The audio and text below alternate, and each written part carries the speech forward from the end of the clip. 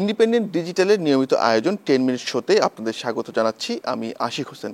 আমাদের এই শোতে আমরা কথা বলি সংবাদের সবশেষ তথ্য এবং বিশ্লেষণগুলো নিয়ে, এবং চেষ্টা করি আপনাদের সামনে সেগুলোর একটি তুলনামূলক বিশ্লেষণ নিয়ে হাজির হতে।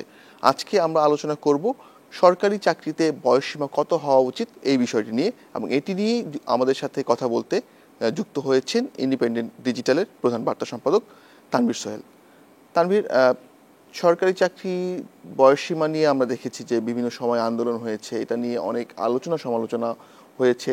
একবার বেশ বড় এক আন্দোলন হলো এবং পরবর্তীতে সরকারের পক্ষ থেকে আসলে যে দাবি, আন্দোলনকারীদের যে দাবি ছিল সরকারি চাকরির বয়সসীমা বাড়ানো, সেটি প্রত্যাখ্যান করা হয় এবং আবারও কিন্তু এখন এটি নিয়ে কথা হচ্ছে। আসলে এই যে সরকারি চাকরির বয়সসীমা বাড়ানোর যে কথা হচ্ছে, এটি আসলে কতটুকু যৌক্তিক বলে মনে হয়? বিকাশে কম খরচে ক্যাশ আউটের লিমিট বেড়ে 50,000, প্রিয় এজেন্টও 2টা। আসলে চাকরির বয়স বাড়ানো নিয়ে যে আন্দোলনের কথা আপনি বলছিলেন, সেটি কিন্তু আসলে দীর্ঘদিন ধরে চলছে। হয়তো আকারে ছোট বা সেরকম বড় জমায়েত এখানে নাই, কিন্তু চাকরির বয়সসীমা বাড়ানোর বিষয় নিয়ে কিন্তু দীর্ঘদিন ধরেই কথাবার্তা হচ্ছে এবং এটা কিন্তু এক ধরনের চলমান প্রসেসের মধ্যেই পড়ে। অর্থাৎ আজকে যে সরকারি চাকরিতে বয়সসীমা সর্বোচ্চ 30 বছর করা হচ্ছে, এটি তো আগে 30 বছর ছিল না, এটা ছিল 27 বছর। 91 সালে আপনি জানেন যে 91 সালে এটি 30 বছর করা হয়। তখন এটা ছিল যে ব্যাপক সেশন জটের কারণে শিক্ষার্থীদের পড়াশোনা শেষ করে বেরোতেই অনেকটা সময় লাগতো। পরে যখন চাকরিতে ইন্টারভিউ দেওয়ার কয়েকটা, হয়তো 2 বা 3টা বিসিএস পরীক্ষা বা 2 বা 3টা সরকারি চাকরির জন্য তারা আবেদন করতে পারতেন, এর মধ্যে তাদের বয়সসীমাটা শেষ হয়ে যেত। তখন এটা 27 থেকে 30 করা হলো। তো স্বাভাবিকভাবে সেটা 91 সালের কথা, এবং ওইভাবে যদি আপনি চিন্তা করেন তখনকার মানুষের গড় আয়ু ছিল 53 বছর, এখন কিন্তু গড় আয়ু 73 বছর। ফলে সময় পাল্টেছে, নানা কর্মকাণ্ড পাল্টেছে, অভিজ্ঞতার একটা ব্যাপার এখন তৈরি হয়েছে। সব কিছু মিলে তাদের আন্দোলন অযৌক্তিক তা বলার কোনো সুযোগ নেই, কিন্তু এটা অবশ্যই সরকারের সিদ্ধান্তের ব্যাপার। সরকার আসলে বয়সসীমা কত রাখবে, সরকারের দিক থেকেও যুক্তি আছে যে যদি আমি এখন বয়সটা বাড়িয়ে দেই, তাহলে আসলে যারা তরুণ যারা, তাদের মধ্যে বেকারত্ব, এক ধরনের বেকারত্ব বাড়ার সম্ভাবনা তৈরি হতে পারে, যে তারা কিভাবে, তারা সিনিয়ররা চাকরি পাচ্ছে, আমি যারা একটু কম বয়স তাদের চাকরি পেতে দেরি হতে পারে, এরকম এক ধরনের প্রসেস কথা বলা হচ্ছে। তাহলে সেক্ষেত্রে যারা দেরিতে চাকরিতে ঢুকতেছেন তাদের আসলে রিটায়ারমেন্টের বয়স কি হবে? রিটায়ারমেন্টের বয়স যদি ওই 59 বছরই থাকে, তাহলে তো যে 35 বছরে গিয়ে চাকরিতে ঢুকতেছে তার কিন্তু আর বেশি দিন চাকরির বয়স থাকছে না। সব কিছু মিলে তাদের একটা যুক্তি আছে যে তাহলে কি রিটায়ারমেন্টের বয়সও পিছাতে হবে কিনা। আবার রিটায়ারমেন্টের বয়স যদি আপনি পিছায় দেন, তাহলে তো স্বাভাবিকভাবে বেকার সংখ্যাটা আরও বাড়তে থাকবে, যে হ্যাঁ, ভ্যাকেন্সিগুলো কমে যাবে, সেখানেও থাকবে। ফলে নানা রকম হিসাব নিকাশের ব্যাপার আছে। সরকারের দিক থেকে যে চিন্তা, সেই যুক্তি যেমন সরকারের দিক থেকে আছে, যারা আন্দোলন করছেন তাদেরও এই যুক্তি আছে, কারণ দেশে দেশে তো বয়সসীমারও একটা ব্যাপার আছে, সেখানে সেই তুলনায় আমাদের তো বয়সসীমাটা কম। ফলে আন্দোলনকারীদের যে যুক্তি নেই বা তারা যে অযৌক্তিক আন্দোলন, তা নয়, এটা অবশ্যই যুক্তিযুক্ত। এখন সরকারকে ভাবতে হবে তারা কি করবে, কিভাবে এই যে পরিস্থিতিটা এখন সামনে আসছে সেটাকে তারা কিভাবে সামাল দেবে, সেটা তাদেরই আসলে নির্ধারণ করতে হবে। একটি বিষয় নিশ্চয়ই আপনি জেনেছেন যে শিক্ষামন্ত্রী মহিবুল হাসান চৌধুরী সম্প্রতি জনপ্রশাসন মন্ত্রী ফরহাদ হোসেনের কাছে একটি চিঠি লিখেছেন, এবং সেই চিঠিতে তিনি সরকারি চাকরির যে বয়সসীমা, আবেদনের যে বয়সসীমা, সেটি 30 থেকে 35 করার একটি সুপারিশ বলতে পারেন, বা একটা অনুরোধ বা আহ্বান বলতে পারেন, ব্যক্তিগতভাবে তিনি এটা জানিয়েছেন। এবং এর পিছনে তিনি যে যুক্তিগুলো দেখিয়েছেন তার মধ্যে একটি, তিনি বলেছেন যে এটা আওয়ামী লীগের নির্বাচনী ইশতেহারের একটা বিষয় ছিল, যে তারা মানে এইবার ক্ষমতায় আসার পরে এই চাকরির বয়সসীমা বাড়ানোর বিষয়ে একটি পদক্ষেপ নেবেন। তো পাশাপাশি তিনি আশেপাশের অনেকগুলো দেশের উদাহরণও আসলে সেই চিঠির মধ্যে উল্লেখ করেছেন।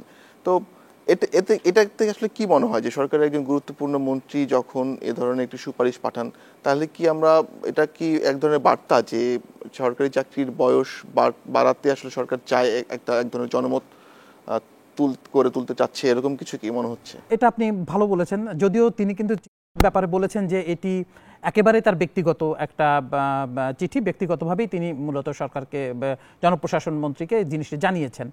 তো সেটা যদি আমরা দেখি যে ব্যক্তিগত, কিন্তু এটাও কিন্তু বুঝতে হবে তিনি কিন্তু সরকারের একজন পূর্ণাঙ্গ মন্ত্রী, পূর্ণমন্ত্রী, তিনি সরকারের একটা পার্ট তিনি। ফলে তার ব্যক্তিগত বিষয় কিন্তু আসলে সবসময় ব্যক্তিগত থাকে না, যদিও তিনি বলছেন যে আমি ব্যক্তিগত। এবং তিনি যে একজন মন্ত্রী হয়ে তিনি আরেকটা মন্ত্রীকে চিঠি দিয়েছেন, আরেকজন মন্ত্রী যিনি জনপ্রশাসনের মূল দায়িত্বে, তিনি আসলে তারাই এটাকে বাস্তবায়ন করবেন। ফলে সব কিছু মিশায় যদি আমরা ওইভাবে বলি যে আসলে ব্যক্তিগত ব্যাপারটা না, তার মানে কিছুটা এইভাবে ধরা যায় যে আন্দোলনকারীদের সঙ্গে তাদের এক ধরনের একাত্মতা আছে বা তারাও মনে করে যে আসলে বয়সটা বাড়ানো উচিত, সেই জায়গা থেকে তারা এটা বলছেন। এবং আপনি বলছিলেন যে সরকারও মনে করছে যে আন্দোলনকারীদের বিষয়টাকে দেখা উচিত, ভাবনা উচিত। তার মানে তাদের কিন্তু এক ধরনের ভাবনার জায়গাটা তৈরি হয়েছে আন্দোলনকারীদের পক্ষে। এখন এটা আসলে যে আমি আপনাকে বলছিলাম যে আসলে কিভাবে করবে, কিভাবে করলে সবগুলো তো রক্ষা করতে হবে, সব সমস্যাগুলো সমাধান করতে হবে। সেই সমাধান যদি করতে পারে সরকার, তাহলে চাকরির বয়স 35 করা বা যেটাই সরকার বাড়াক না কেন, সেটা কিন্তু আসলে মোটেও কোনো অযৌক্তিক বা কোনো পদক্ষেপ মোটেও হবে না। কারণ আপনি একটা কথা বলছিলেন যে চিঠিতে তিনি বিভিন্ন দেশের এক ধরনের উদাহরণ দিয়েছেন, কিন্তু দেখেন একমাত্র আমরা যদি ধরি যে 162টা দেশ পৃথিবীতে যাদের চাকরির বয়সসীমা থেকে আমাদের বয়সসীমা কম, অনেক কম। অর্থাৎ উন্নত দেশগুলোর মধ্যে আপনি আমেরিকাতে সর্বোচ্চ বয়সসীমা হচ্ছে 59 বছর। অর্থাৎ 59 বছর বয়সের যে কেউ গিয়ে সরকারি জবের জন্য অ্যাপ্লাই করতে পারেন বা তিনি সেখানে চাকরি করতে পারেন।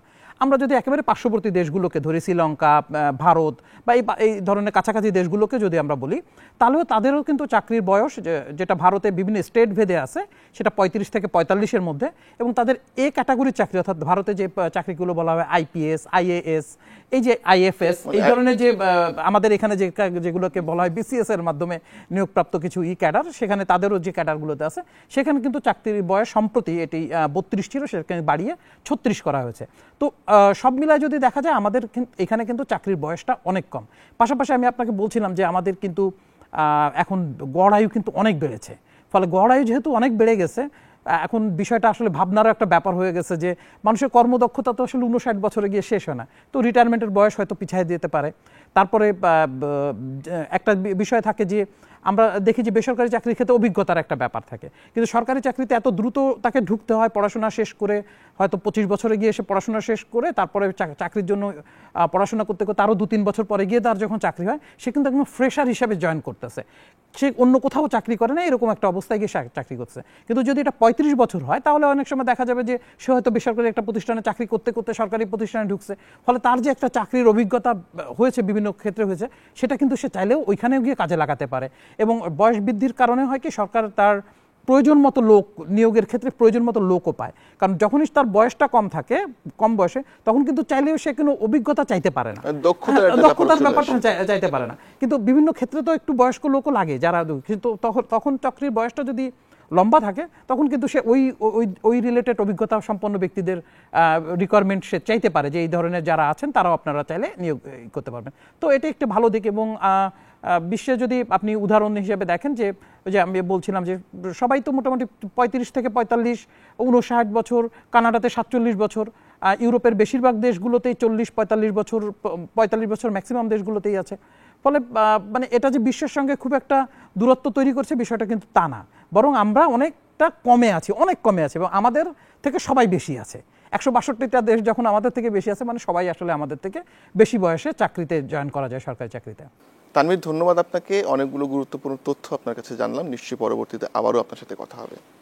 আজ এ পর্যন্তই। দেখা হবে পরের পর্বে। রবি থেকে বৃহস্পতি ইন্ডিপেন্ডেন্ট ডিজিটালের 10 মিনিট শো এর সাথে থাকুন।